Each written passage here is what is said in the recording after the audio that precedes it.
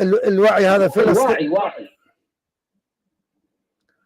اخواني انتم ليش ما تناقشون كلمه كلمه؟ يعني انت الان تقول تتطلب الوعي والادراك، زين، والفهم. الان شنو معنى اول كلمه الوعي؟ ماذا تريد بالوعي؟ واعي، انسان واعي، يعي ما يقول، يعي ويفهم ما يقال له. واعي طبعا هذا يفهم ما يقال له، نعم يفهم ما يقال له ويعيه. طيب يعي ويدرك ما يدور حوله. انزين، ما هو الدليل؟ مثل عيسى بالمهد، مثل عيسى قال اتاني الكتاب. دقيقه، هو قبل 4 أيام حاورني بنفس الموضوع. ارجوك خلني مع الشيخ، ارجوك. لا انا اضرب لك مثال يعني على الحج. يعني ان شاء الله هو الشيخ وعد ان شاء الله سيضرب هذا المثال وافضل من هذا المثال. طبعا اكيد افضل مني. خلاص ارجوك الان يا شيخ، بما انك اشترطت اول شيء، قلت باننا نعتقد بان الامام يولد معصوم وان العصمه تتطلب الوعي والفهم والادراك.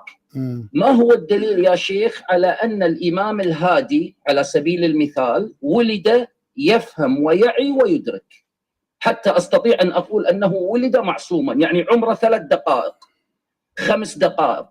ما هو الدليل عمره 5 دقائق الامام الهادي بالتحديد يفهم ويعي ويدرك؟ تفضل. روايه اهل البيت عليهم افضل الصلاه والسلام: نحن قوم عصمنا الله وطهرنا. العصمه يا شيخ لا تعني، انت قبل قليل قلت انت معصومه لانك لم تسرقي. أنا أريد دليل واضح وصريح. أنا قبل قليل شنو قلت؟ لا أريد العصمة قبل قليل شنو قلت؟ أنت سألت عن العصمة. لا شيخ، الآن أريد أنت الآن مو سألت عن العصمة والما بدأت يقول لا أريد العصمة.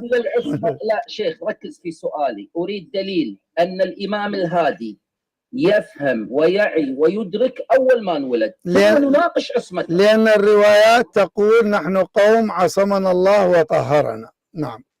طيب وين الدليل أنه عمره 3 دقائق يفهم ويعي ويدرك؟ لأنه معصوم ومطهر.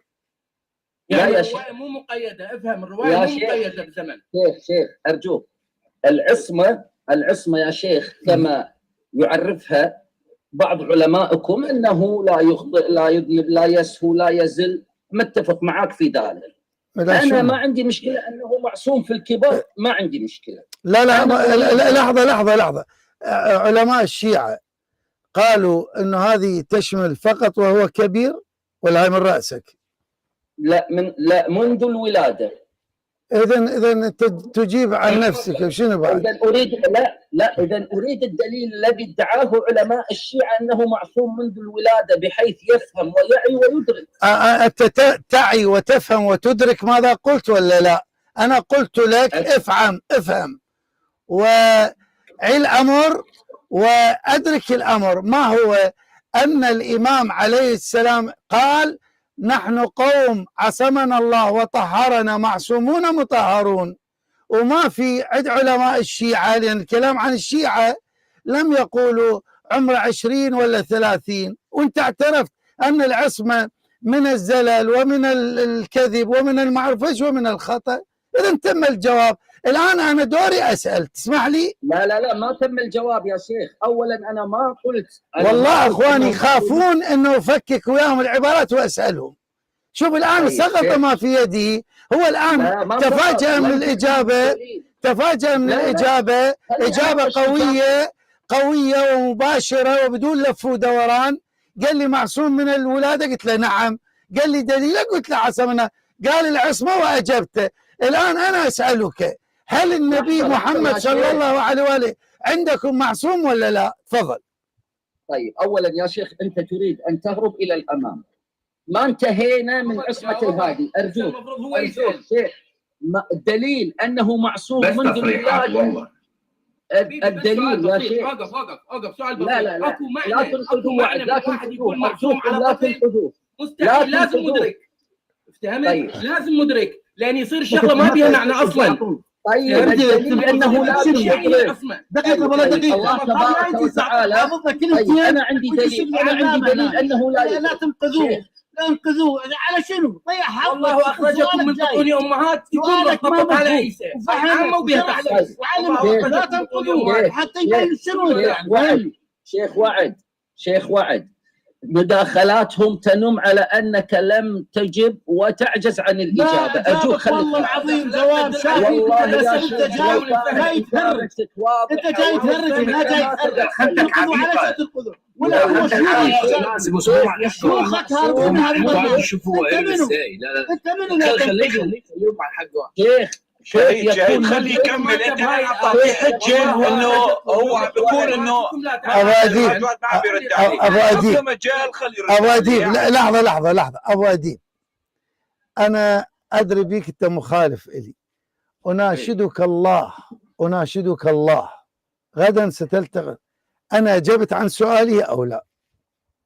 والله يا حاج انا ما فهمت شنو يريد. ما افتهمت والله ما افتهمت شنو يريد. ما كنت موجود. خلنا بألف حيط. اسالني يا شيخ وعد. يا رجل والله اسال سؤالك واضح. يا لا انت محمود انت ما تشهد بالحق. الناس تحكم. اسالني يا شيخ وعد. انا سني مثلك اخي اعطيه الشريف المرتضى ماذا قال ليس يقلق الامام معصوم. اضربه بعلمائه. هذا الكلام ما ينفعك. احنا نضربك برسول الله الذي قال. احنا نضربك اواديب. هو انت لم تجب الرجل بشيء. انت لم تجب الرجل بشيء. الرجل افهمك حقيقة والله. رسول الله اعلم. رسول الله محمود ورشل انت غفت الموقع معصوم. اسمع ابو اديب في مجال انت ما بتمجال. نحن ما ناخذ عقيدتنا من العلماء مثلك الذي خليت ربك جسم بسبب العالم. انت احمد بن حنبل سوى لك ربك انه لازم له. طيب ابو اديب لحظه اخواني. ابو اديب شوف. ابو اديب لحظه. ابو اديب شوف اخونا اللي انت اسمك شنو اسمك انت؟ مصدر مطلع. شوف اما ان تتناقش معي بعلميه، تريد تشاطر وياي. اسمع، اذا تريد تشاطر وياي ترى انا اشطر منك. اذا تريد تشاطر وياي الان انا اجبتك، انت ما تريد تفتهم. الان صوتي مسجل والان فين الاجابه يا شيخ وعد؟ انت لم تجبه بشيء يا اخي. لحظه محمود، ايش فيك انت؟ محمود انا لماذا قدمت الاخ ابو اديب؟ لان اعلم انك انسان ظالم واستحوذ الشيطان عليك، فلذلك ما اشهدتك. لماذا؟ لانك شاهد زور.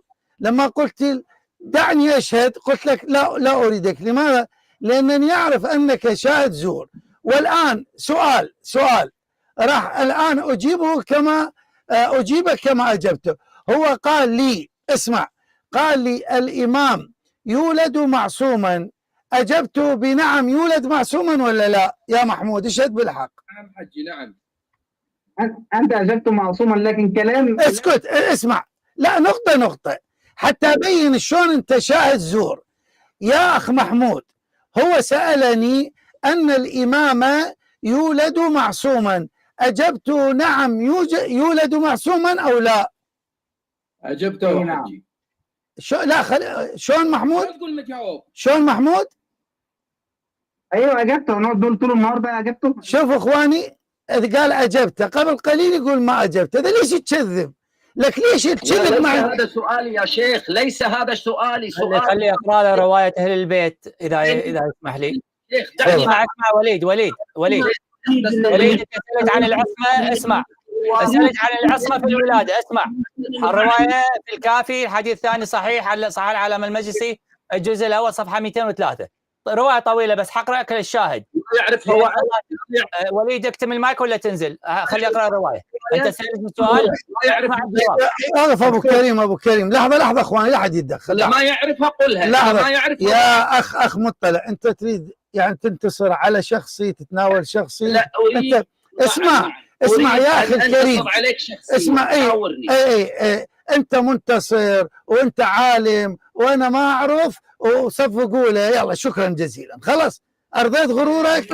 خلاص اذا ابطلت العصمه، اذا خلاص اخونا، العصمه الحمد لله انت ما في عصمه منذ الولاده وانت نعم انت انسان ابطلت العصمه. وانت ليش اخواني؟